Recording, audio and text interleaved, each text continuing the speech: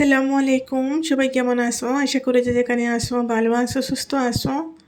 আল্লাহর অশেষ রহমতে আলহামদুলিল্লাহ আমিও ভালো আছি। আমাদের দেশে সবাইকে আজকে রিপাবলিক ডের অনেক অনেক শুভেচ্ছা। তো আজকে আমি ভিডিওটা শুরু করেছি দুপুর থেকে। দুপুরে রান্না করেছি এখানে যে লাউ দিয়ে শুটকি দিয়ে, লাউ আর সিম দিয়ে শুটকি দিয়ে একটা রেসিপি করেছি। আর এখানে লাউয়ের কোষাগুলো ভর্তা বানিয়েছি। তারপরে লাউ দিয়ে আলু দিয়ে শুটকি দিয়ে রান্না করেছি। তো এই তিনটা আইটেম করেছি, তার সাথে ডালও আছে। তো রান্নাবান্না সব কিছু শেষ করার পরে রেহানের পাপা মাছ নিয়ে আসছেন। তো মাছটা দেখে মনটা খারাপ হয়ে গিয়েছে, কারণ সব কিছু রান্না করে ফেলেছি। যদি একটু আগে নিয়ে আসতেন তাহলে সিম দিয়ে শুটকিতে রান্না না করে মাছ দিয়ে রান্না করতে পারতাম। ওনাকে আমি গতকালকে বলছিলাম মাছ আনার জন্য, তো তখন বলছেন ওনার হাতে পয়সা ছিল না, আনেননি। আজকে আমাকে না জানিয়ে নিয়ে আসছেন। আর এই যে দেখেন মাছটা, আমি অনেক তাড়াহুড়া করে কাজকর্ম করছিলাম, কারণ এই যে ভিডিওটা এটা শুক্রবারের। সব কিছু রান্নাবান্না তাড়াহুড়া করে শেষ করতেছি। বাচ্চাদেরকে গোসল করাবো, নখ কেটে দেবো, তারপর আমি গোসল করব, কোরআন শরীফ তিলাওয়াত করব। তো সব মিলিয়ে অনেক ব্যস্ততায় দিনটা যাচ্ছিল আমার। একদিকে রান্না করতেছিলাম, আরেকদিকে কাপড় ধুয়ে দিচ্ছি, বাসন বর্তন পরিষ্কার করতেছি, এরকম করে আর কি করছিলাম। আর হঠাৎ করে উনি মাছ নিয়ে আসছেন। তো পরে বললাম আমি যা রান্না করেছি তা দিয়েই খেতে হবে, আমি আর পারবো না এখন মাছ রান্না করতে, কাটতে। কারণ মাছটা কাটাও নেই, কাটতেও সময় লাগবে, তারপর আবার নতুনভাবে আরও রান্না করা হবে। তো আমি বললাম এখন আর রেখে দেই, ওগুলা পরে করবো, রাত্রের বেলার জন্য মাছ কিছু একটা করে নেব। এখন যা রান্না করেছে তা দিয়ে খেয়ে ফেলবো। আর এই যে দেখতে পাচ্ছেন অনেকগুলো বাসন বর্তন পরিষ্কার করেছি, ওইদিকে রান্না বসিয়ে রান্না করে করে রান্নার ফাঁকে ফাঁকে এগুলো করেছি। তারপরে এই যে কাপড়গুলো সকালে ভিজিয়ে রাখছিলাম, তো ওই কাপড়গুলো সব কিছু ধুয়ে দিয়েছি। এখন সব কাজ শেষ করে ফেলেছি, রান্নাও শেষ, কাপড় ধোয়াও শেষ।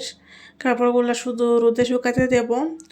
বাসনও পরিষ্কার করে নিয়েছি। এখন ভাবছিলাম গোসলটা করে নেব, বাচ্চাদেরকে গোসল করিয়ে। হঠাৎ করে দেখে মাছ নিয়ে আসছেন, কি আর বলবো, কিছুই বলিনি। ভাবলাম বলে কোনো লাভ নেই, কারণ নিয়ে এসে গিয়েছেন, এখন আর বলে কী করবো আর। তারপর সব কাজকর্ম শেষ করে দুপুরে বাজার খেয়ে ওদেরকে আমি বিছনা লাগিয়ে দিয়েছি, বললাম তোমরা একটু রেস্ট করো, আর বাচ্চারা একটু ঘুমাবে। আর ওইদিকে আমি মাছটা কেটে নিচ্ছি। আর মাছের যে এই যে তেলগুলো অনেক কালো, না হয় ওগুলো রেখে দিতাম, ভাজা করে খেলে অনেক ভালো লাগে। তো এখন মাছটা কেটে নেব। আমাদের ঘরে আমরা যারা গৃহিণী আছি, আমাদের অনেক ধৈর্য সহকারে সব কাজ করতে হয়। না হয় যদি আমাদের ধৈর্য না থাকতো তাহলে হয়তো আমরা মেয়েদের সংসার করাটা অনেক কষ্টের হতো। কারণ এই যে মাছটা নিয়ে আসছেন, এটা যদি কেন নিয়ে আসছো এখানে সে যদি আমি বকাবকি করতাম তাহলে হয়তো জড়াজাটি লেগে যেত, কিন্তু আমি ধৈর্য ধরে কোনো কিছুই বলিনি।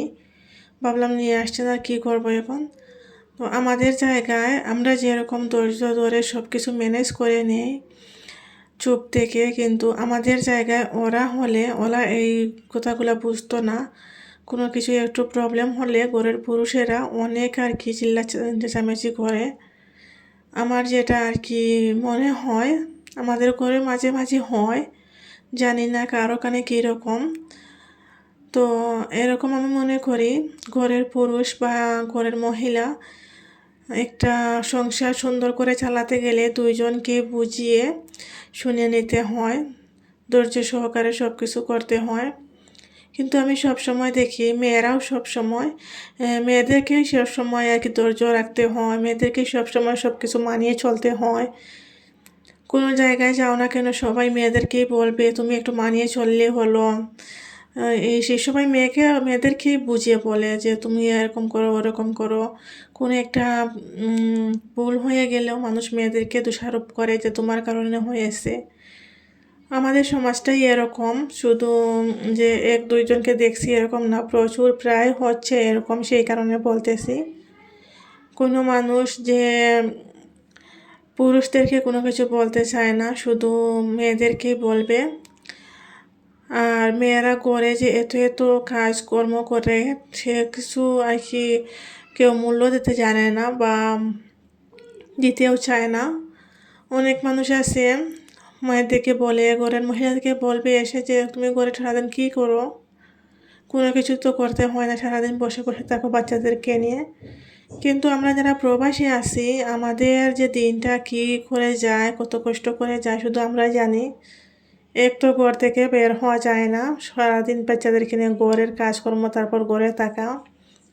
মনে করেন জেলের মাঝে যেরকম বন্দি হয়ে থাকে সেই রকমই একটা অবস্থা হয়ে যায় একটা ঘরে থাকতে থাকতে। তার উপরে হচ্ছে বিকেলে গিয়ে যার কথা শুনতে হয়, তাহলে মনটা আরও ভেঙে যায়, আরও খারাপ লাগে। উপরওয়ালা বানিয়েছেন পুরুষ আর মহিলা দুইজনকে, দুইজনের কাজের জন্য, দুই রকমের কাজের জন্য। পুরুষরা বাহিরের দিকটা সামলাবে আর মহিলারা ঘরের দিকটা সামলাবে।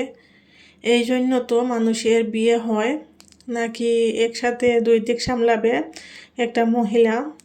তো অনেক মানুষ আছে এটা বুঝতে চায় না। আমাদের ঘরের কাজকর্মগুলা পুরুষদেরকে 2 ঘন্টার জন্য যদি দেওয়া হয়, তোমরা এই দায়িত্বটা নাও এরকম বলে, তাহলে ওরা 2 ঘন্টা কেন, আধা ঘন্টা টিকতে পারবে না বাচ্চাদেরকে নিয়ে সব কাজ করা ঘরের।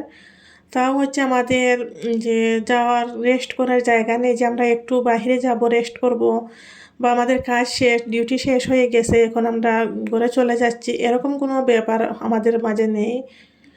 পুরুষরা কী হয়, ওরা বাইরে ডিউটি করলে, বাইরে চাকরি টাকরি করলে এক সময় আসে যে না, এখন আমাদের শেষ হয়ে গেছে ডিউটিটা, এখন আমরা ঘরে যেতে পারবো রেস্ট করার জন্য।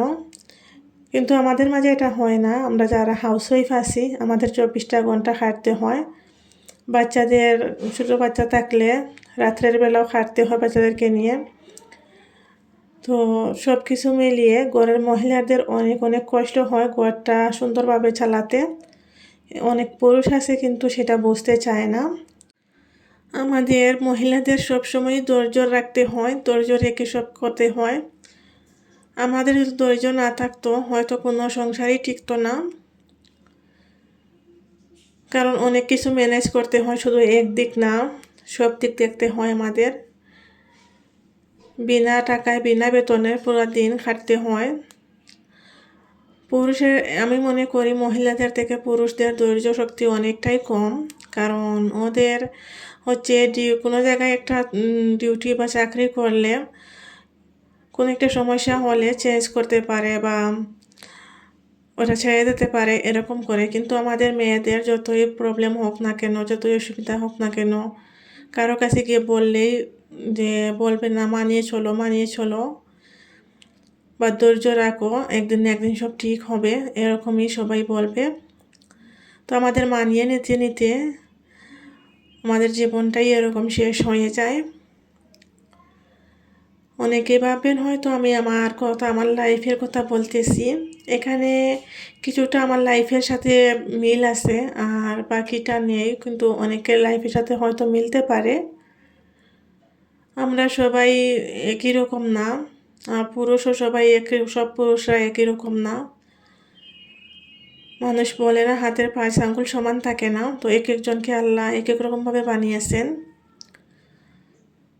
তো আপনাদের সাথে আমি গল্প করে করে অনেকটাই কাজ করেছি। আদা রসুনের পেস্ট বানিয়েছি, তারপরে হচ্ছে মাছ কাটাকাটি করেছি, ফ্রিজে রেখে দিয়েছি, বাকিগুলো এখন ভাজা করে নিচ্ছি। এই যে 5টা পিস ভাজা করতেছি রাত্রের জন্য। দুপুরের সবজি আছে, সিম শুটকি দিয়ে রান্না করেছিলাম, ওইগুলো আর রয়েছে। তারপর ভর্তা বানিয়েছিলাম, ভর্তাও রয়েছে। আর আদা রসুনের পেস্ট দেখতে পারতেছেন আমি 1 মাসের জন্য বানিয়ে রাখছি। তো একদিন কষ্ট করলে 1 মাস অনেক আরামে যেতে পারবে। কারণ আদা রসুন যে প্রত্যেক সব রান্নাতে ছিলে দেওয়া বা ব্লেন্ডারে ব্লেন্ড করে দেওয়া অনেকটাই কষ্ট হয়ে যায়। তো একদিন একটু কষ্ট করে ওইগুলো ছিলে ব্লেন্ডারে ব্লেন্ড করে ফ্রিজে রেখে দিলে অনেক 1 মাস পর্যন্ত চলে যাবে। তো আমি যতগুলো বানিয়েছি আমি 1 মাসের জন্যই বানিয়েছি, একটু একটু করে আমার 1 মাস চলে যাবে। আর এখানে এই যে মাছটা ভাজা করে নিয়েছি, এখন হচ্ছে রাত্রের বেলা খাইতে বসে গেছি। আজকের ভিডিওটা আর বেশি লম্বা করব না, এখানেই শেষ করে দেব। ভিডিওটা কেমন লাগলো অবশ্যই কমেন্টের মাধ্যমে জানিও। সবাই ভালো থেকো, সুস্থ থেকো। আল্লাহ হাফিজ সবাইকে।